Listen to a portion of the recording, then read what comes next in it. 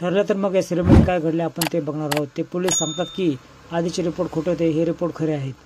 दीपक शिकरे यांनी पैसे दिले आणि रिपोर्ट बदलले असं तो सांगतो।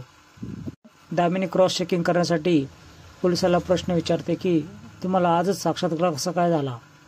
रिपोर्ट हेच माझ्याकडे इन्शुरन्स होते म्हणून ते आजपर्यंत मला पैसे देत गेले आणि मला जीव मारायची भीती वाटली म्हणून मी हे रिपोर्ट समोर घेऊन आलो।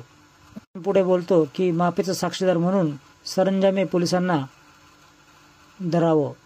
मध्येच उठते, मला जज साहेब तुम्ही न्याय द्या असं बोलते। महिपत देखील सरंजामेला धमकी देतो।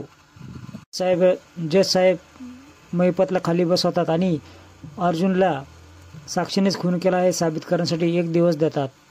बाहेर दामिनी अर्जुनला भेटते आणि या केसचा तू नाच सोड कारण तो हरला आहेस असं बोलते। दामिनी महिपतला सांगते आपण जिंकण्याच्या टप्प्यावर देखील आहोत आणि हरण्याच्या देखील आहोत।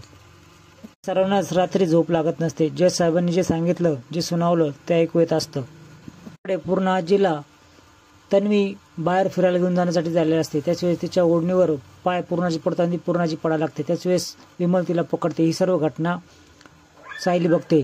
सगळा आरोप ती विमलवर टाकते। ती सर्वांनाच ओरडते, सर्व चुकी हिची आहे, तुम्ही माझ्यावर किती जर ओरडलं तर सत्य बदलणार नाही। चैतन्य लगेच बोलतो, स्वतःवर आलं आणि ही सर्वांकडे बाजू ढकलून देते। अर्जुनच्या डोक्यामध्ये एक आयडिया येते। त्याच्या वेळेस सर्व वस्तू जे जमा केल्या आहेत सर्वांचे फिंगरप्रिंट त्याच्यावर असलेला रिपोर्ट माझ्याकडे घेऊन असं चैतन्यला तो सांगतो। चॉकलेट खातो त्याच वेळेस सायली आणि चैतन्य हसतात। त्याच्या हाती नक्की दुसरा क्लू लागला आहे असे अंदाज लागतो। अशा नवीन अपडेट्स बघण्यासाठी चॅनल सबस्क्राईब करा, बेल आयकॉन दाबा। व्हिडिओ पाहिल्याबद्दल धन्यवाद।